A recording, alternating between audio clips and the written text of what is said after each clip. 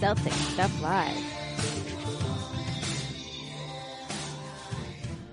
Celtic Stuff Live on CLNS Media, the leading online provider of audio and video coverage for the Boston Celtics. I'm your host, Justin Poulin. Joining me, John Duke.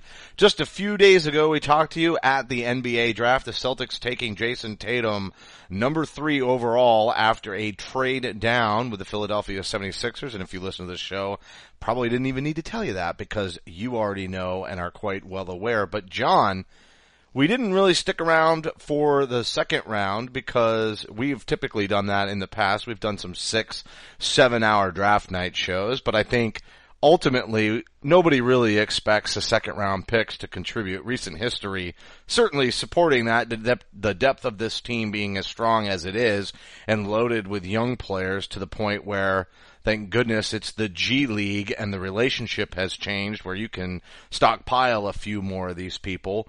Abdel Nader would have been a nice one to float back and forth potentially last year, especially when Avery Bradley went down with the injury. Might have gotten a couple of minutes. He lit it up down there. But the truth is these guys very rarely contribute in their first several years with the Celtics.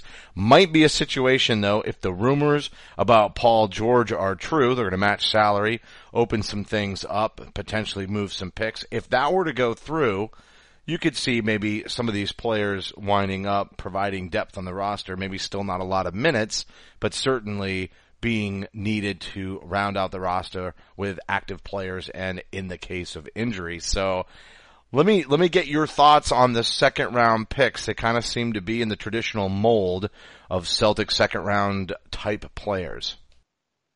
Yeah, well, or even just Celtics type players, you know. I mean, I think that was before even talking about Tatum. I think, you know, that was one reason why we all kind of looked at it and said, well, why wouldn't they take Josh Jackson? Because he is a Celtic type player. Basically can't shoot and likes to defend and shows a lot of grit and tenacity on the defensive end. But here we go now, second round. I don't think that Shemi is as much down that road as perhaps our you know, the later picks there. But I think that when it comes to you know, trying to look at the overall, you certainly saw Celtic type players taken in that second round. And I think that you pick with what works, you know, and again, we don't know what's going to happen. We don't know how this is all going to shake out as basically what we end up with is a great unknown here in the next 2 weeks or more. But looking at, you know, kind of where things stand, I mean, I think, you know, Kadeem Allen looks like the type of guy, and doing some reading on him, you know, basically, or after the draft. I saw him play at Arizona, but that doesn't really show a lot. I didn't watch anything of Cal this year. So Jabari Bird, you know, other than the name, that's probably all I got there. But Kadeem Allen is a guy that Mike Schmitz, who does the videos for Draft Express, said, look, this guy is the best defender I saw in College Game last year. Period. End of story. It's kind of got an Orion Green flavor to the pick, right? Well, look, I mean, we did have Tommy say that Orion Green could be an all-star. So, you know, typical in that respect, and we may see that from Allen, but I think he's got a little bit more of that Marcus Smart to him. Maybe not quite as big and hefty, but tenacious. And equally poor of a shooter, I guess, as well, right? I mean, well, you know, Jabari Bird seems like a pick where he played with Brown and maybe there's just a little bit of connection there. Maybe just going down to Summer League, the two of them get to play together. We have no idea if they were close friends or not, but I think that connection has a little bit to do with it. I mean, all of these second round picks, we already have a roster crunch barring trade, and even a trade might not fix the roster crunch entirely, especially if they don't wind up using any of this cap space on Gordon Hayward. If that goes unused, they're going to pick up the options of some of these guys in the front court that they'll have to let go to open up that max free agent slot. So I think there is still a crunch. I don't know that I expect to see Jabari Bird doing anything but headed to the D League and maybe signed to a G League. That's going to take me a little bit of time. Yeah. But getting assigned to the G League, similar to the way that Nader did, if they even do that at all, but not at all using any of the Celtics, what do they call them, floater spots? What's the deal with that?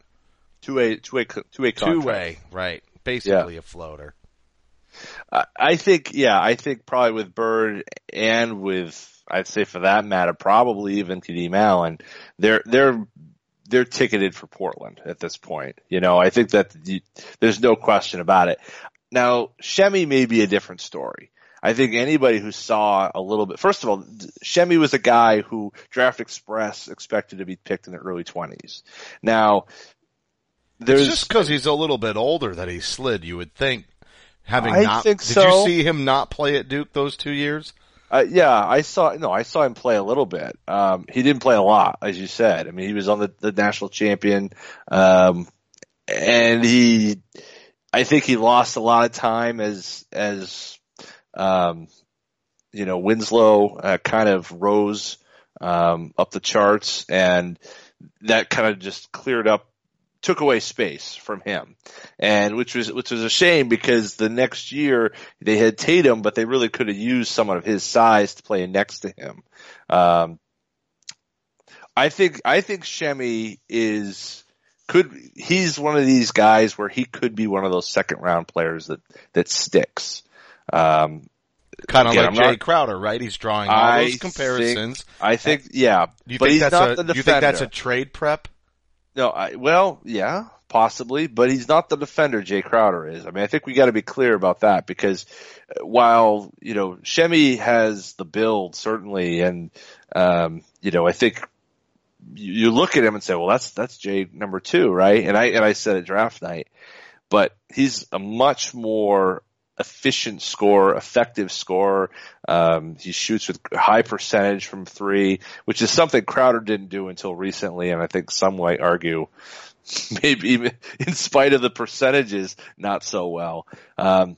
So I think Shemi is a much more offensive version, not in a derogatory sense, but a much more offensive version of Jay Crowder in terms of style and stature.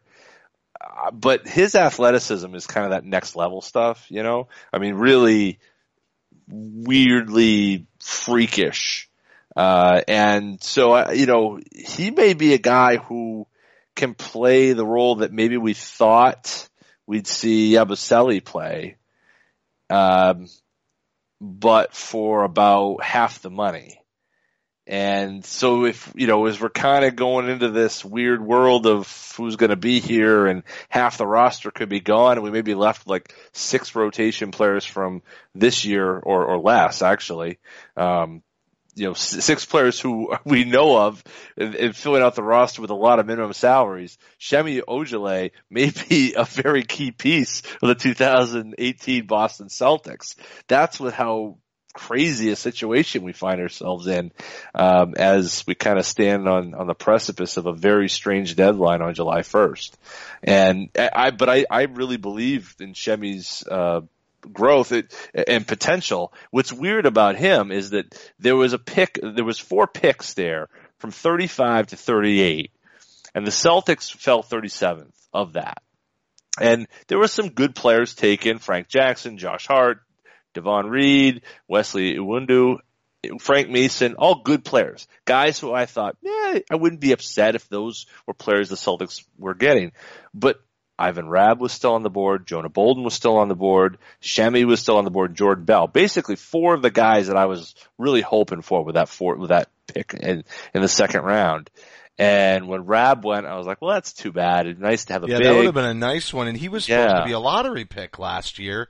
Decides to stay in college, and it really killed him. Absolutely destroyed him. In 2 years in that system in California, it didn't get any better. I feel bad for the kid. I think, it's going to work out a lot better for him in the NBA and going to Memphis. Not only a spot that surprised this year, but I think working with the bigs there, in particular Gasol, I think that's going to be a huge for him as his growth and development.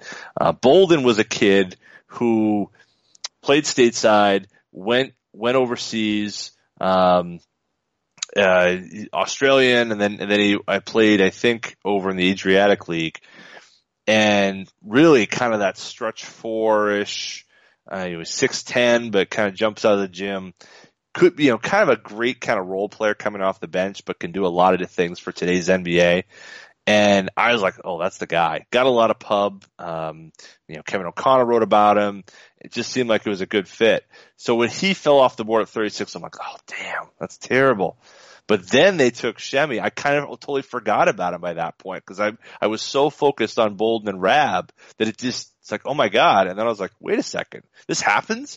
And then then you start doing the deep dive. And of course, everyone started talking about the pick after, which is the Bulls had the pick after and they sold the pick. This team that's supposedly, trying to rebuild, they sold the pick and they, Jordan Bell, who, couldn't box out to save the national championship, but a guy who's ready-made and perfect for the Golden State Warriors, and now they pay $3.5 million, and they end up with a guy who I think is going to be a huge fit for them, and the stupid Chicago Bulls screw up yet again. I mean, that's just the insult to injury there on draft night for the Bulls. Garpax. Yeah. They're like the worst pirate ever. So, Ivan Rabb. Worst pirate ever. Garpax. I love it. I love it. They really are. That's so ridiculous. How do you just have to look at that and say, why didn't you get more for Jimmy Butler? Why didn't just list after list? Why did you sign Dwayne Wade? Why did you sign Rajon Rondo?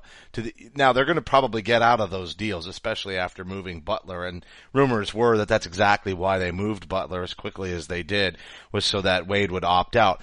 Ivan Rabb could be a total sleeper at 35. Seriously, like we said. Yeah. Lottery pick last year. Bad system. Look at how that system impacted Jaylen Brown's perception coming out of college. And now, not just Tommy Heinsohn, but national commentators throwing a lot of love his way. Kevin McHale just loving up on Jaylen Brown. I think I know as much as you're saying about Bolden, but you make an even better point about Rabb playing with the Memphis Grizzlies. He's still young, really long, has time to put more muscle on his body, and he's already 220, so it's not like he's light, but for 6'11", he's got probably 15 more pounds he could throw on there. Really good stuff. We're going to take a quick station identification. Make sure you're following Celtics Stuff Live on Twitter at CSL_tweetlive. You can follow me at CSL_Justin. John is at CSL_Duke. The entire CLNS Media Network at CLNS Media. We have a Facebook page, facebook.com/CLNS fans. Download the CLNS Media app for iOS and Android. Simply search CLNS Media in your app marketplace, and the YouTube channel, youtube.com/CLNS Media, for high definition, full length locker room interviews, and the Garden Report with Jared Weiss, which will be kicking back up again next season. I want to talk a little bit more about the draft here in this first half of the segment. We've talked somewhat about the second round picks. We also talked, obviously, on draft night a lot about Jason Tatum. You and I have been big fans since mid-season. Even got some tweets from some loyal listeners of the show saying they were on board way before that. Bobby Manning brought up one of our old tweets. I don't know how he digs through tweets like he does, but he found some of our dialogue from February about Jason Tatum being a potential fit. Secretly, I will admit, I really wanted Tatum, but I was like, how can you possibly take him ahead of Markelle Fultz? And then all of a sudden, what do the Celtics do? They trade out of that slot. I don't know how we get in the heads of the Celtics, but 2 years in a row, me and Danny Ainge, simpatico, John, just on the same page like nobody's business. But here's the thing. On Celtics Beat yesterday, Sunday, with Larry H. Russell, Jeff Goodman was on. We've had him on before, notorious Rondo hater. And one of the things that Jeff said that I thought was really interesting was the fact that there was some conversation, not leading closely up to the draft, but back into the season when or maybe right after the Celtics got the number 1 overall. But he had put the question to Markelle Fultz about playing in Boston, potentially alongside Isaiah Thomas. 2 nuggets on the show. One, that Markelle had obviously not a firm response to that, but that Jeff sensed maybe some hesitation. And then the other thing that he's talked to many players around the league, and because Isaiah has become so ball dominant, there are players who are not sure that they want to play with Isaiah Thomas. And here's another thing. We still don't know what's going on with Isaiah's hip. Like, this is the show, Celtics Beat was a very curious show this week. I know we didn't talk about the hip. Maybe you and I should talk about the hip, but as it relates to the draft, just some curious commentary from Goodman about Fultz, and we know that there were other players that were not willing to work out for the Celtics, Josh Jackson included, and as much as the team has given this 100% vote of confidence, Tatum was our guy at number 1 all along, you have to wonder if things might have changed were players, and probably not Lonzo Ball in my opinion, but you wonder if players had come in, if the Celtics might have gone a different direction, or if they secretly did rate Jackson ahead of Tatum, but then in the end said, we want this high character guy, because there has been a very strong emphasis within this organization to pick players with high character, strong sense of identity. And what I think I like the most about Tatum is he fits even better, even though defensively there's question marks. He's a scorer, and this team desperately needs another scorer. Absolutely. Absolutely they need another scorer. I mean, I think even if they were to recover some of the defense that we thought we were going to see from this team last year, if they were able to find another level with that, and mind you, they did have that level with 1, Isaiah off the floor, but 2, a larger lineup on the floor as well, not having IT and Bradley, 2 undersized players. Rebounding improved, defense improved. We've talked about that over and over again here. I don't need to go back down that road. But, I think that's something you have to consider is that defense improves, sure, but the biggest far and away issue is making shots. They make the shots that Cleveland left open. Not only is that a closer series, I'm not going to say they beat them, but it's a hell of a lot closer series. I mean, it just 5 games was in no way a measure of where Boston and Cleveland are apart from each other. In no way do I believe that, and in no way do I believe it's only slightly closer after the potential addition of 1 All-Star or maybe more. Yeah, and we have to talk about this NBA rumor with the Pacers, Cavaliers, and Nuggets in this blockbuster. Now, I think I wonder how much this is to just pressure Danny into giving up more. I'm just going to say that. So you're right. They need more All-Stars. They need more scorers. Gordon Hayward, they really got to create space for the guy. Would be awesome to see Paul George come in as well. And as Ryan Bernardoni noted, they would absolutely have to give up some key pieces of the rotation from last season, a la Avery Bradley and Jay Crowder. Plus, they'd have to throw in some picks, it would seem like, at least 1 decent pick. So that's where things start to get a little hairy. But if Kevin Love were to be willing to go to Indiana, you would think the Pacers would prefer not to just take a giant step back, although that's probably the wise thing in today's NBA. The last thing you want to do is be one of those middling teams that just hangs on and never gets over the top. But it looks like it's the Pacers, Cavaliers, Nuggets, Paul George to Cleveland, Kevin Love to Denver, players and draft assets to the Pacers. So in that case, we're not talking about the Pacers getting anything but picks. That's why it feels a little bit like maybe posturing on Indiana's side to try to get the Celtics to move up a little bit. Well, and you read the article that Stein and Chris Haynes put together. It's a lot of, well, this is what was talked about before the draft.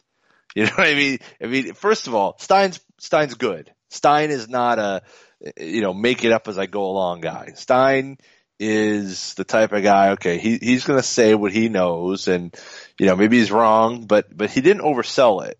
He oversold the tweet in terms of how close it was, or that there's anything new here. It wasn't a new story. It was, they were talking and it was close. To me, that wasn't anything new. I felt like that was old information. Now, what I also heard, Windhorst was on with Zach Lowe in the Low Post following the draft, and he kind of intimated the same sort of thing, and basically said India has no interest in Kevin Love. Now, maybe the wrinkle is that Denver is interested in Kevin Love, but you look at the return that Indiana would get back. In no way. I mean, it's a lot of middling players and no high draft picks. And if you go by Adam Kaufman's rumor in terms of what the return is back, there's nobody who can top the Celtics offer. If Kaufman is right, and I think he probably is, no one's going to top the Celtics offer, in my belief. Or no one can top the Celtics offer. If the Celtics want to pay the price, they should be the top bidder. There's no doubt.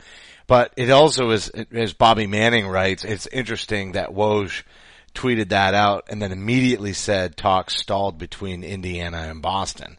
So this is all posturing leading up. Everybody knows none of these deals are getting done until after free agency. And I think that's where Boston is holding the cards with all the other teams that they might want to trade with. It's too bad, I guess, for the Clippers. And we'll talk about this maybe in the second half of the show along with Isaiah's hip with no update. I think we need to hit some of those topics.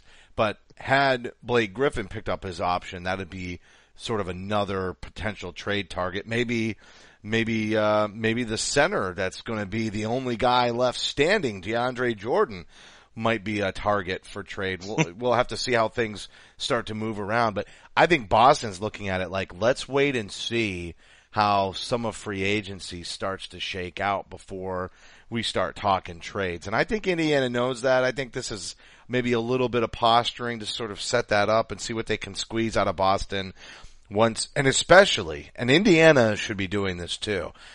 They should definitely be waiting to do any trades and not hit that right at the start of free agency, because if the Celtics whiff on Gordon Hayward, they're probably going to be willing to pay a higher price. Yeah, I think that's true. I think that the price changes depending upon the situation, and if the extension happens, then it should be a higher price. If it's non-extension, then it's a rental, and I think that the hip. Sorry, it's like I can't help but walking right into stub my toe on the thing we're just going to tease, but the hip plays a part of that too. I think in terms of whether or not what the plans are in terms of salary. There's been a lot of conversations about that piece. We've had the Heat bloggers there's a Heat blogger there who's been talking about the potential of how it happens, and then we've had Ryan, our good friend Danger Card, who we've had on the show numerous times, saying, well, yeah, but there's implications of that. It's possible. There's possible ways in which this works, but there are cascading effects from that in terms of both the both Hayward and George. That have some difficulty for this team, significant difficulty in the short term and the long term, depending upon the way this is structured. So it's really tough to say, is it worth to throw away 2/3 of the roster on this team for, 4 players, basically have a big 4 plus Tatum and Brown, and then the rest minimum salary players? Can you get by with that? It doesn't feel all that different from the big 3, but we didn't have the tax implications then that we have now. No, we didn't. And so I'll tell you what, we're going to take a quick break. We're going to come back. We're going to talk about the implications of that Paul George trade, potentially, maybe even signing an extension. We'll dig into that. Also, as we've kind of teed it up with the Clippers, have to talk about what's going on out west there with Doc Rivers and his team, and then we'll get into Isaiah Thomas, the hip, and really the lack of any kind of status update or moving forward with what we thought was going to be a surgery. Remember, Kelly Olynyk waited a little while too and was not ready to start last season. Sometimes with these injuries, it's best to get on with it and not delay. Maybe more time means less concern. We'll talk about it when we come right back. But first, I'm going to talk about ZipRecruiter. The playoffs have ended, but having the right players on the court certainly was the key to success for the Golden State Warriors. That sharp outside shooter like Klay Thompson or that power rebounder like Draymond Green can be the difference between winning and losing. And business isn't any different. Your company needs the right people to be the best. So where do you go to find top talent? You can't find the best candidates by posting your job on just one site.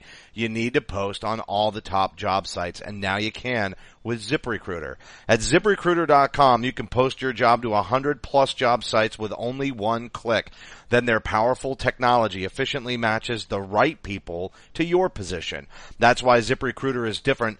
Unlike other job sites, ZipRecruiter doesn't depend on candidates finding you. It finds them for you. In fact, over 80% of jobs posted on ZipRecruiter get a qualified candidate in just 24 hours. No juggling emails or calls into the office. Simply screen, rate, and manage the candidates all in one place with ZipRecruiter's easy-to-use dashboard. Find out today why ZipRecruiter has been used by businesses of all sizes nationwide.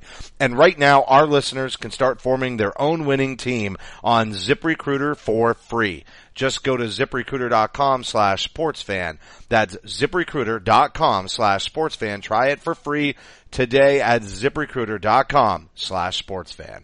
So let's talk about Paul George, John. Yes. Here's what I'm thinking.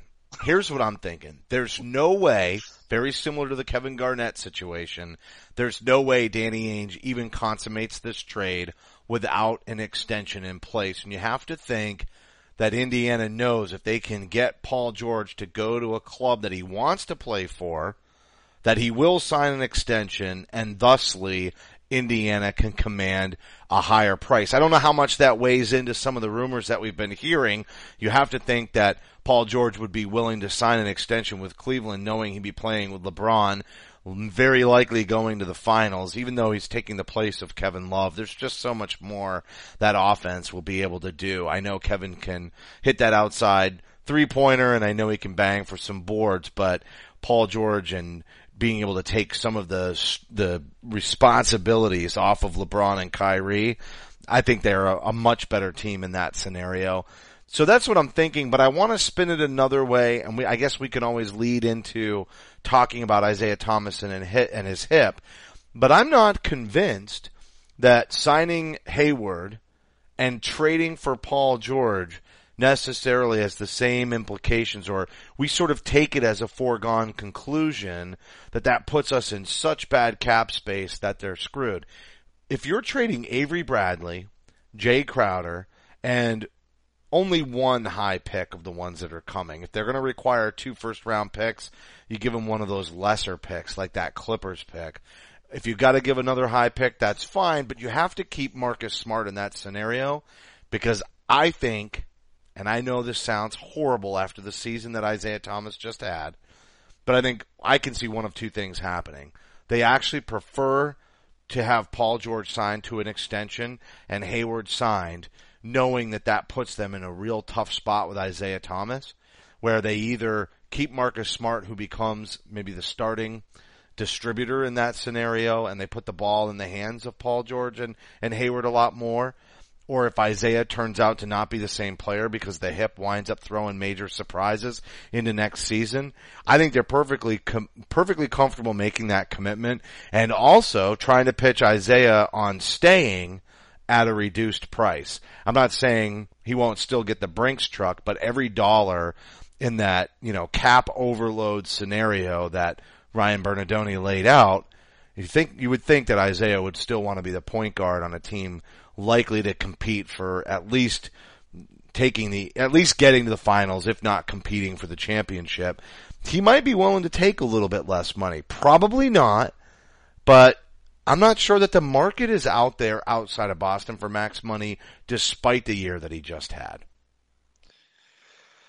Whew. Yeah, I was thinking I was going to be alone on this, maybe there's more to this about whether or not they want to take him or not. take George and Hayward, but you kind of went there. So now I'm not alone on that island. So that's good. You didn't want to open that can. I don't think we're the only ones thinking that. Yeah. And it's just it feels, and I'm just going to put it this, the other side of this, it feels extremely disrespectful to Isaiah Thomas to even bring it up. That's how I feel about it. From our end of it. From our end. Yep. I don't think it's disrespectful from the Celtics end. I think it's a business is what I think. It's a business, and I think arguably they could make him a whole lot of money one way or the other. I mean, if he's healthy and he's the high scorer, which he could be the highest scorer on this team and lead this team to a championship, he's going to make money no matter where the hell it is. Boston, wherever. I think we're seeing too. Well, here's okay. No, I'm going to throw that out there too, right? I mean, maybe you can keep an Avery Bradley potentially, depending on how they swing this. No, because you still got to pay him $20 million, and that doesn't do you any good. You know what I mean? It's the problem. Avery Bradley or Mark or IT, like either one of them are going to be expensive. You got to shed one, if not both, really. If you're gonna do the both scenario. If you get Hayward and trade for Paul George, both of them are likely not going to survive without taking a pretty big pay cut. And Avery Bradley already did, and this is Isaiah Thomas's chance to cash in. They both did. I mean, IT signed an under market deal too. When he signed, I mean, he was out in the market, but that was the only team that signed him, but it was a cheap deal. And he's overperformed for that contract, tenfold. But he hadn't done anything yet. I mean, let's be real. When Phoenix signed that deal, he really hadn't done anything yet, and they were loading him up with a 3-guard, backcourt. Right, but for 2.5 years, he's outperformed that contract. The moment he walked away from Phoenix, basically 6 months into that contract, he's tore it up, and he's outperformed that $6 million a year contract, to an unbelievable degree, especially after the cap spike. So okay, let's just taking a step back here. So our friend Ryan Bernardoni says there's two possibilities here. Either the Celtics are trading, you're trading for Paul George without an extension, okay, and that's possible, but you may have some tax issues down the road, and you're signing Gordon Hayward. If you do the Gordon Hayward and the extension for Paul George, it's a problem right now because you have to somehow fit it under the salary cap, and to do that means you have to have $24 million in cap space on top of the $30 million you had to get to sign Hayward. So you sign Hayward for $30, then you got to create $24 million in space, which basically an additional $4 million or $5 million over what George makes, and then you could make the deal. But it's a very difficult scenario, is what I'm saying. So, and if you're doing that, then you've got a tax issue. So it's like you're damned if you do and you're damned if you don't here. But with the latter scenario, if you get George signed long term, you got Hayward signed long term, you got Horford signed long term, and you're potentially pushing out IT. Maybe the other scenario is that you find a way to Hayward and George, who have professed, or at least George has professed wanting to play with Gordon Hayward, and he said, as we all have seen on Twitter this weekend, or reminded of, that when he went to the All-Star game, he said the one guy he wanted to see at the All-Star game was who? Isaiah Thomas. So, I mean, there's some mutual admiration society stuff going on here for sure. And maybe they're willing to take a little bit less money. That still doesn't add to a lot of savings in the tax. But maybe somebody has to sacrifice to Someone compete with the Golden State Warriors. That is a fact. It's just a matter of what team and which players, if any. And we're in a scenario where we can be the avenue for that. It's not Cleveland. I mean, let's say George goes to Cleveland. What's the shelf life on that Cleveland Cavaliers team? Is he going to re-sign? Is George going to, I should say, is George going to re-sign in Cleveland with Love, Kyrie, and LeBron? I mean, that just seems like it's a house of cards there. Am I wrong? No, I think it is a house of cards. And we already know LeBron wants to leave. So let's ask that question. Does Paul George going to Cleveland lock it up? I mean, we heard rumors about both of them wanting to play for the Lakers in a year. So maybe this is their way of, oh no, we won't meet up with the Lakers. We'll meet up in Cleveland and we'll have Kyrie and we'll just keep going forward. But the problem, I think, especially with Cleveland, is they've just evaporated all their assets to build around top talent. And you look at what we just talked about in the first half of the show with the Golden State Warriors, but paying $3.5 million, buying themselves a second round pick and figuring out ways to be able to accomplish rounding out that roster around those players. Mm-hmm. But make no mistake, they're going to be in a very similar situation in terms of salary in just a few short years as well. But there's at least a couple where you know they're all going to be together. Now, Cleveland's kind of already evaporated that. Then you go and you look at a team like Boston. This would be the argument for players taking less to come and form a super team, or at least begin to form a super team in Boston, which is to say that they'll still have an enormous amount of picks, and the players that are there are going to be just as young as the players in Golden State. Mm-hmm. That's right. Yeah, I mean, look at other than Horford, everyone's on the right side of 30. IT, will be 28. He's going to be, at the end of his deal, he'll be close to 30, or he'll be over 30 at the end of his this next deal. But I mean, he's going to be looking for an extension before he's 30, and so there's years to go. This isn't acquiring KG and Ray Allen on the wrong side of 30. There's years to go here. And the other thing is that the contracts don't last as long as they used to. They've all been going for short deals. Now that may change now that the cap is probably is leveling out. And so perhaps because we don't have the spikes, people won't be looking for short-term gains or a short-term bump so that they can get back to the market with a higher cap, a higher percentage, a higher salary due to the larger cap and the max numbers being related to the percentage of the cap.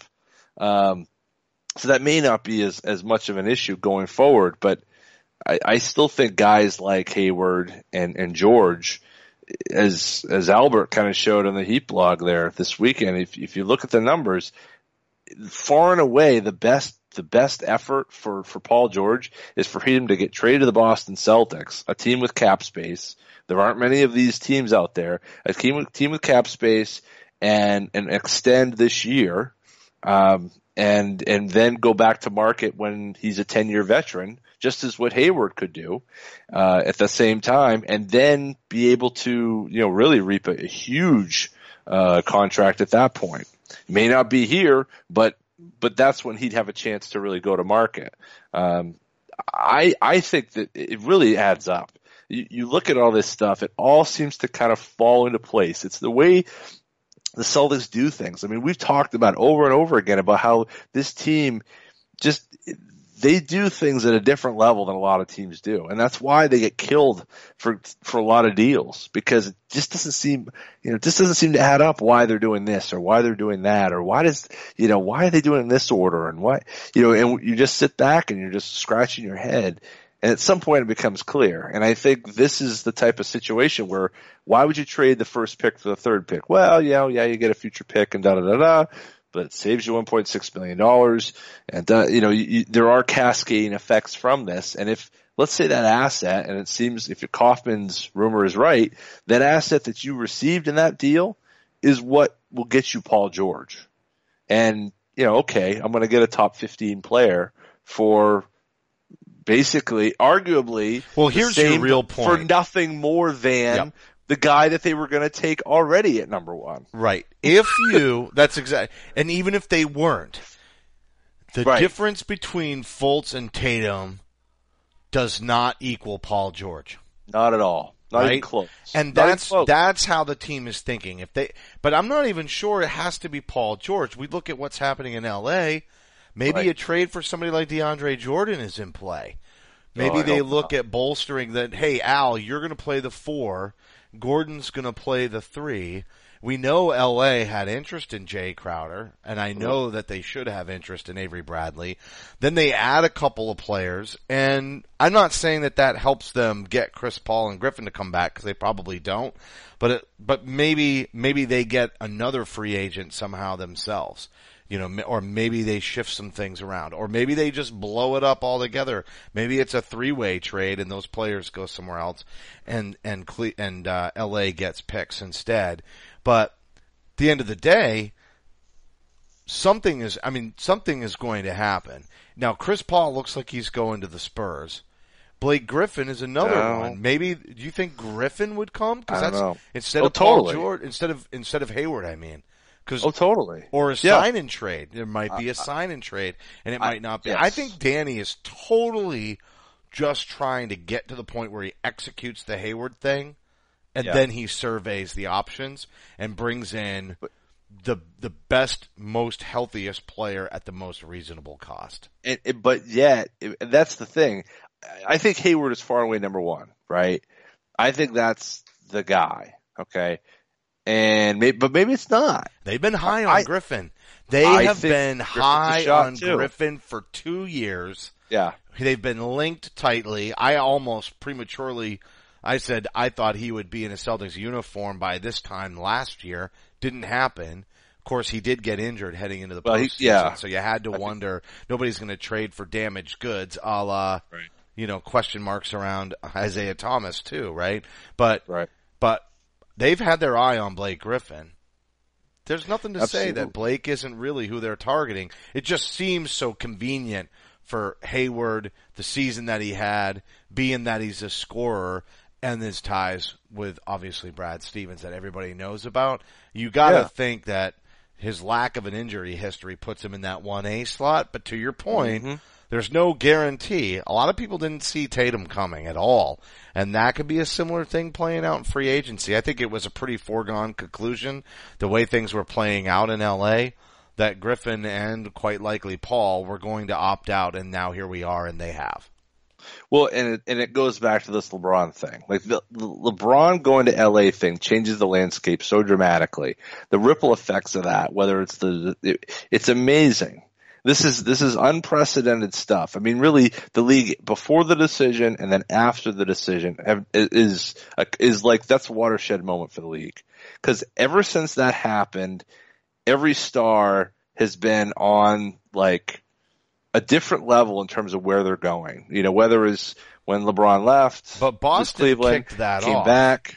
Don't you agree that LeBron wouldn't have gone anywhere if he didn't think he had to go to Miami to get over the hump against the Celtics? Because I know that it wasn't impacting the dynamics of free agency, because that's your point, right? And I understand that, right? But I'm just saying that was a precursor. The fact that a team could make 2 trades in a matter of less than 90 days.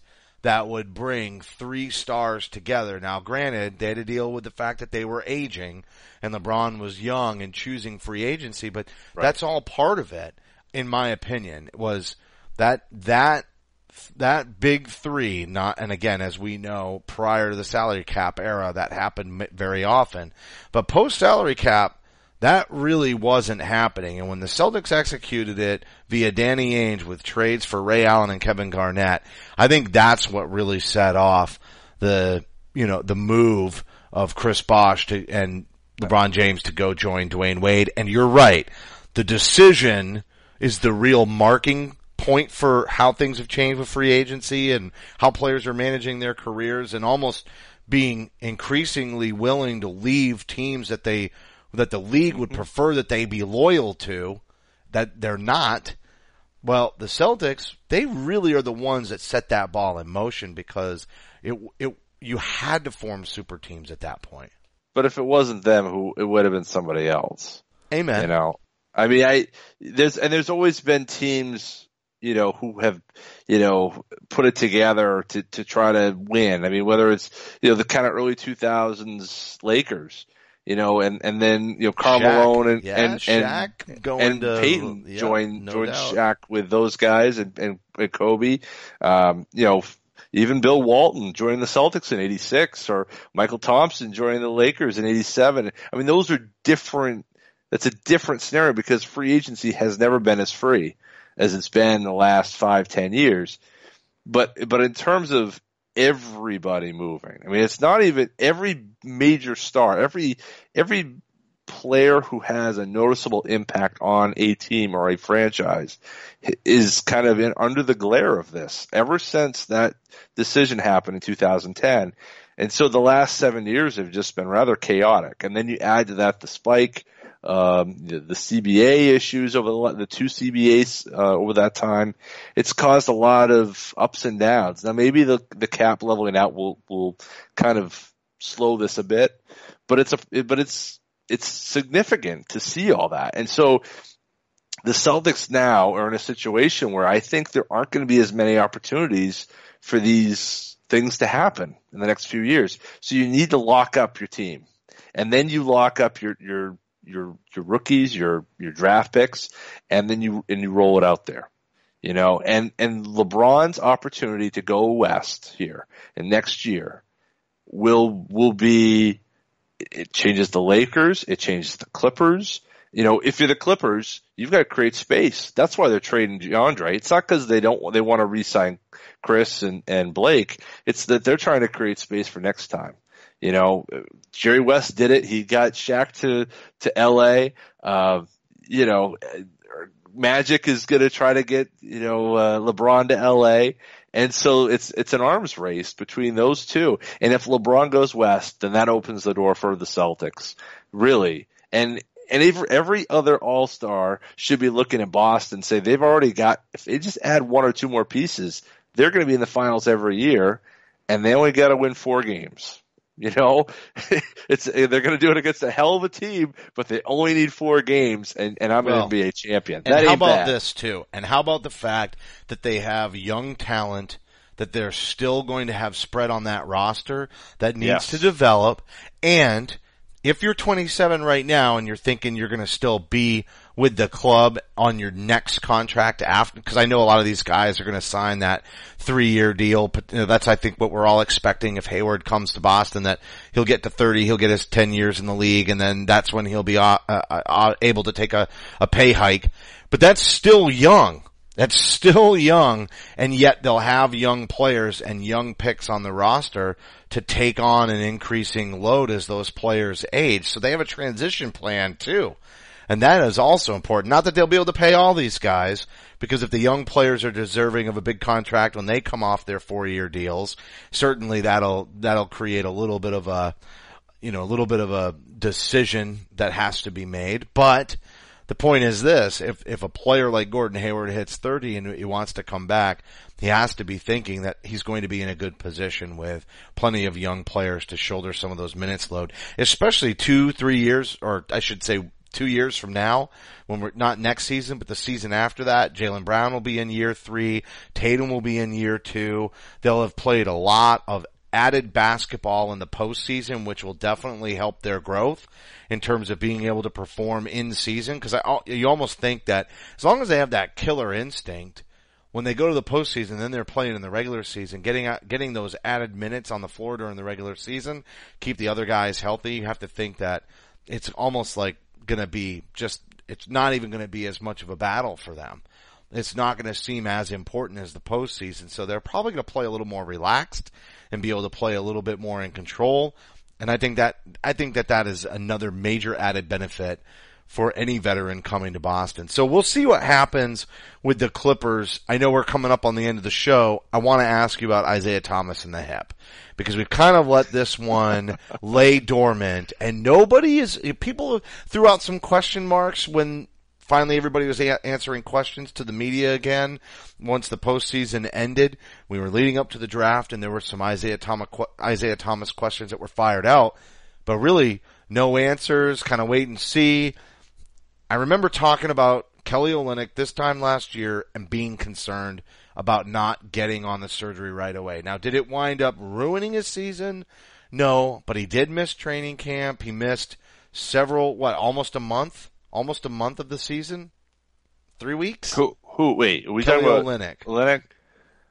I think it was like 2 weeks, 2 maybe 3 that he missed. Yes. So he misses training camp. Now I know Isaiah's a pro, and he didn't need to maybe raise his game as much as Kelly Olynyk. Sort of was really counting on this as a contract year. I understand all of that, but my point is, I'm really concerned he won't be ready to start the year, because anytime you delay necessary surgery, you're playing with fire that way. And I don't know how bad the hip is. Just because Kelly Olynyk rehabbed his shoulder and got out there, there is a world in which Isaiah Thomas doesn't have surgery, tries to fight through it, and misses the entire middle of the season as they wind up doing what they should have done at this point. And I know Larry H. Russell is going to feast on this when we get into some of the summer doldrums because of how he has always felt about the medical staff. But you and I think there's reason to be a little concerned. Well, we don't know a lot. We know what happened. We know what the ailment is. We know what he's facing. I don't know. I mean, I hate to play, doctor, because we don't know. We don't know what's going on there. I'm thinking that there's probably something more there than we know. And I think that some of this that we're looking at in terms of these trades and all that play into that, because it certainly gives the Celtics some comfort if for some reason it doesn't work out, or that hip doesn't go the way we think it will, or whatever it may be. The Celtics have 3 All-Stars in check, and you go on your way. It's a bit of an insurance policy, I suppose, for the Celtics' continued growth and potential. That seems a bit crazy to kind of suspect that that they're being that aware in that way, but it's possible. It's entirely possible. Let's say you don't do an extension with Paul George. I think if you don't sign an IT, that doesn't help you keep Paul George, probably. I think it probably helps push him out the door, but maybe not. Maybe it's got to be an extension. You got to do an extension. I know it puts you in a precarious before the year. Yes.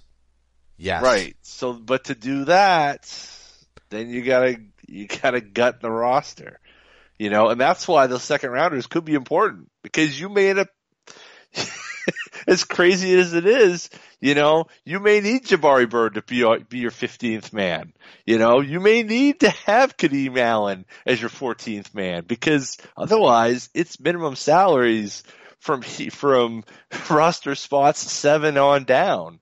I don't think they'll have a problem with that. I mean, remember, they got guys like Eddie House and James Posey for that initial run. So I'm honestly, I'm not worried about that at all. If you just line it up, okay, let's say Isaiah is healthy, but they sign the extension, right? So you got Isaiah Thomas. There'll be a debate whether or not Jaylen Brown plays the 2 in the new starting lineup, or if Zizic comes in and becomes their starting center. I'm going to slot Brown in just because that's what I would do. IT, Brown, Hayward, George, and Horford. That's your starting 5. You've got Tatum off the bench, right? So you've already got 6 rotation players. Really only need 8 with some backups, right? Gerald Green signs a minimum. That's an easy one. He'd definitely come back. Gerald Green signs a minimum, and I think you still have Marcus Smart in this scenario too. I don't think do they have to clear him for salary's sake? Who? It's Marcus Smart. Does he have to go to clear it? I guess it depends on how much George asked for in his extension, right? I don't see how they cannot send him out. All right, so he's out. You're cutting Jackson also to make this. Can you sign him to a minimum? I mean, some of these guys, if they don't go out and trade, just wind up getting signed at the minimum. So somebody Rozier, does he go? I think he has to go. All right, so he goes. I'm not exactly sure, to be honest with you. I mean, but you got it. And you you've look got at the Zizic. roster. Zizic, okay. You've got. You're not stashing him. They'll figure that one out. No, because they need him. I mean, right. I mean, so they have Tatum, Zizic, and they sign Green. That's 8 deep. Right, but I don't. And then you've got Nader you can sign to a minimum. You can sign Jackson to a minimum. Right. Like everybody else that you can sign these minimums to fill out the roster. I'm just saying you've got 8 deep.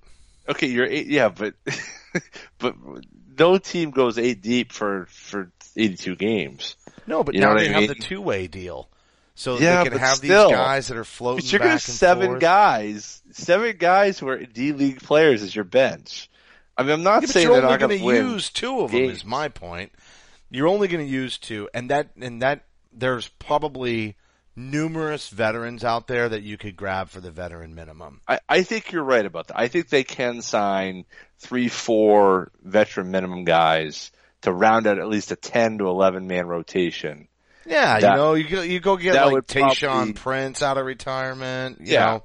There's stuff like that they can do. I mean, none of these guys, Horford, IT, Paul George, Hayward, I don't think they have the cachet that signing KG, Paul Pierce, and Ray Allen did. I don't think that anyone's going to look at that foursome as this in the same way that the Celtics big 3 would be looked at. That's part of the problem. So you're not going to be looking at, I want to go play with, KG. It's going to be, they probably should be pretty good. So, you know what I mean? It's not the same cachet, but at the same point, I mean. Yeah, but they didn't, Doc Rivers was the coach of that team and Brad Stevens is the coach of this team. Yeah, but I think in terms of a free agent draw, I think that's a wash. I don't, all right, maybe it's a wash. I don't think it's as bad as you think it is because of the fact that they won 53 games with exactly who you just, without George, without Hayward. So I think there's plenty of an argument to be made to vets out there that are willing to take the minimum and have a shot at being the number 1 seed in the Eastern Conference again. If George doesn't go to Cleveland, what do you think they're going to do? Like, they're going to be the same team, and they're probably going to struggle through the regular season again to some degree. I mean, I don't think those injury issues, those that kind of held them back, and that little bit of sort of complacency, I don't think that's gone anywhere. And I don't think losing to the Golden State Warriors in the finals this year re-energizes them just because last year they came off a incredible championship run. No, I think you're right. I don't think that there's any sort of juice. I don't think this is Celtics in 86, okay, well, the Lakers got us back in 85. Now we're going to kick their butts in 86. It's not like that. Like they're completely almost demoralized. Clearly resigned. Yes, absolutely. Yeah.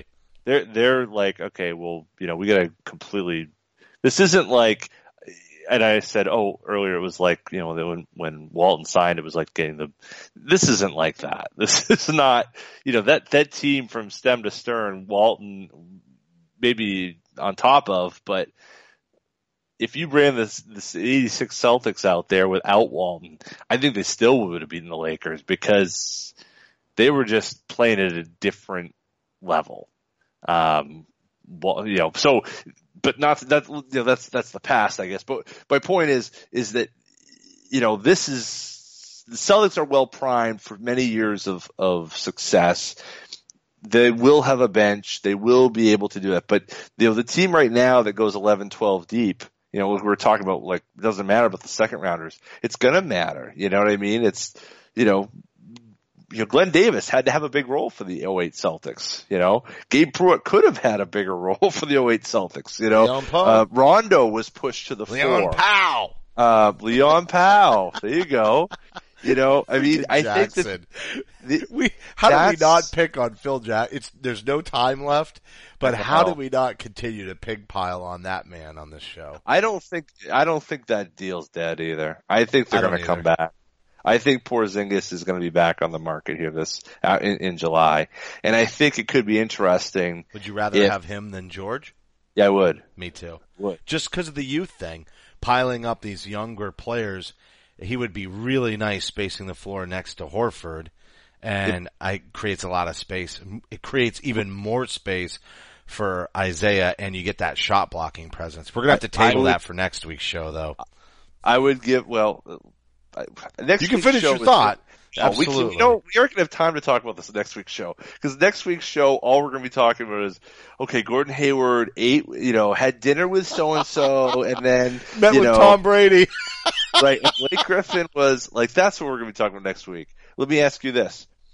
If you had to give up both the Brooklyn and the Lakers pick next year for Porzingis, would you do it? No. Nope. You wouldn't do it? No. I think I would. You would give up both? Here's why I wouldn't. There's enough of an injury concern with him. I don't think it's big, but there's enough of a durability question mark to say, all right, he's 21. Why not make both of those picks next year instead? And there's a chance you actually draft Porter and Doncic. You have two shots at getting, somebody to play in that front court with Tatum and Brown. So that's my attitude on that. I'd rather take two swings of the bat in a draft that finally has players at the position of need, that you could literally select two, versus going out and paying for. Now, believe me, I love Porzingis, and I'd throw just about any other combination of picks, but I feel like they've got to make one more high pick in the next couple of drafts. And it might not even be the Lakers pick. Would I give up the Nets pick? Yes. Would I give up the Philadelphia exchange for either Lakers or Sacramento? Probably not. I'd probably want to hold on to that one. I'd rather do the Nets pick, because I think they're going to be bad, and I think you're more likely to get, and there's no protections on the Nets pick too. So that's a good point. To me, that's a higher priority, but the Knicks have their own pick next year. So judging by what the Bulls did, you might be able to get their just a pick swap. Right. There's a lot of talk that they're gonna let Melo loose, and buy him out, which is kind of interesting. So is Jacktown gonna go into rebuild mode? I don't know how they. Doesn't seem like his style. Well, how the hell? But how do you put Porzingis on the market? He's 22, for God's sakes. That's why I don't worry about doing. I don't mind doing both picks, because what happens is that if you do both picks, you end up with a situation where you end up with a 22-year-old center. Which if you got a 21-year-old center in the draft, you're like, great. Well, in this case, he's a 40% NBA shooter who can protect the rim. You know what I mean? Like, you have that assurance, and yes, you have the injury history, but, the medicals, I guess, would kind of play the rest of that stuff out. So, I don't know. I think I would. But that is a steep price. That's a pretty steep price. And here's one reason you might also do it. Yeah. Is because he's still on that rookie contract. So you've got a team option in 18-19 for a little over 5.5. And then you've got your qualifying offer, which obviously becomes a max contract because somebody's going to offer it to him in 19-20. But if you come down to signing guys that are all coming up, and if you could, because it's a lot different than going after Paul George, Z gives you a lot of financial flexibility. Z. Yeah, see, like that. Wow, we're already going shorthand with him. All right, well, yeah. I want him to feel welcome. You know what I mean? I don't want him to feel like we're gonna treat him, like what he's been through. I don't want him to think that he has to skip his exit interview with us. There'll never be an exit interview. You're no Z. Need. You're not going anywhere. Mm-hmm. That's right. Mm-hmm. That's how we do this. So all I'm saying is, that definitely buys some time. You don't have to throw crazy salary into the deal. You could give them Jay Crowder and Avery Bradley just based on the fact that guys need to move into roles, and you're likely going to sign Hayward. But you could keep somebody like Marcus Smart, make a decision on Isaiah Thomas, and still be in a pretty good position to keep players on the roster. It definitely helps with the salary cap. He's going to become a max player, but you can let a lot of things play out. You can look at guys that you might wind up executing a trade on once you know what you have. If Porzingis winds up being an injury history, at least he's not an anchor on your salary, and you can sort of have that experience and then say, okay, you know what? You got a max contract, but you've played, 30 games a season for the last 2 years, so forget it. We're not going to match that. And you lose him for nothing, and that sucks. But at least it's not a Vin Baker scenario, and I know Vin didn't have injuries, but you know what I'm getting at. At least they're not eating up major salary, and it's a player that's not providing anything to the team. So, and that's the worst case kind of scenario. Like, that's really crazy talk, but let's just say that the injury concerns are 100% out of control. And he winds up being totally soft and can't stay healthy and kind of Blake Griffins it in the postseason for the next couple of years. At least you don't have a ton of salary tied up. Well, the only issue is I think they're going to try to throw some salary in with him. If you're going to take him, you're going to have to take, which is why I don't think you end up having to give up both picks. I think you end up having to take Noah with him, which, so then you look at them as combined as $21 million, for the next 2 years. And then next year we're going to have a situation where you'd have 1 year under your belts with Porzingis under contract to evaluate him. And then you worry about the extension next summer, which is probably the best place to be. So I'd look at him after, if you can get Hayward, but again, it all starts with Hayward. But even if it ends with Hayward, it doesn't end well with Hayward, there are options with Blake, and I think there's going to be options. I think they're ready to have a deal. They still have a lot of trade options, even if they don't get a free agent. Something major is going to happen to this team next year, regardless of whatever the hell happens with something major is going to happen with this team in the next 30 days. July is going to be nuts. Danny alluded to it. Yeah. It's all about to get fired up. John's turning 39 next Saturday. We're going to be coming back. There you go, John. Come on, Blake. Like that. Come on, Gordon. That's for my birthday, man. Sign, buddy. Exactly. Don't let us down. Don't be a Kevin Durant. Don't be a Kevin Durant. Don't be a Kevin Durant. Be an Al Horford. Be an Al Horford. There you go. That's what I'm talking about. All right. That's going to do it for this week's show. We will be back next week. I'm going to be on vacation 2 weeks in a row. I'm going to have my equipment with me on the road. Hopefully we'll have a good internet connection. I know, John, you've got vacation planned as well.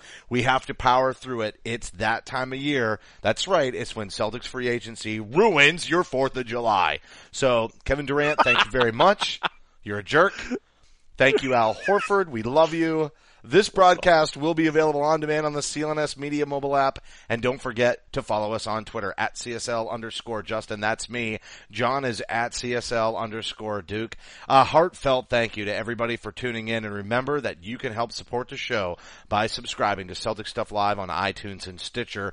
We'd love it if you gave us a rating and a review because your feedback is important to the show. And a quick reminder, today's show brought to you by ZipRecruiter.com. They've got a great deal for all of you listeners, but most importantly, you'd be supporting our show and the entire CLNS Media Network. For staff writer Samuel Elias, executive producer Larry H. Russell, the founder of CLNS Media, Nick Gelso, and my co-host John Duke, I'm Justin Poulin. Thank you for listening to this week's edition of Celtic Stuff Live.